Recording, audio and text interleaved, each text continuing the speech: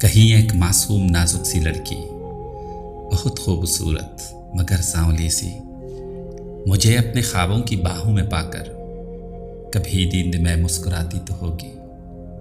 उसी नींद में कसमसा कर सरहाने से तकिए गिराती तो होगी।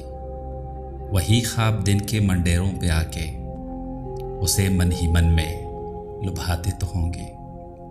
कई साज सीने की खामोशियों में मेरी याद में झिनझिनाते तो होंगे।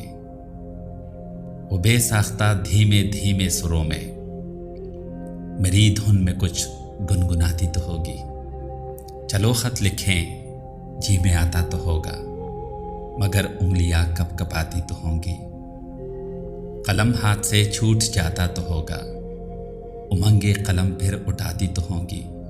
मेरा नाम अपनी किताबों पे लिखकर वो दांतों में उंगली दबाती तो होगी। जुबान से कभी उफ निकलती तो होगी, बदन धीमे धीमे सुलगता तो होगा। कहीं के कहीं पांव पड़ते तो होंगे, ज़मीं पर दुपट्टा लटकता तो होगा।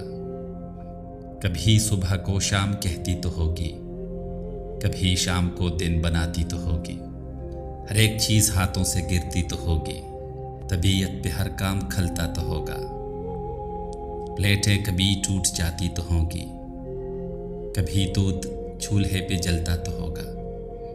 गरज अपनी मासूम नादानियों पर वो नाजुक बदन झींक जाती तो होगी। कहीं एक मासूम नाजुक सी लड़की, बहुत खूबसूरत मगर सांवली सी।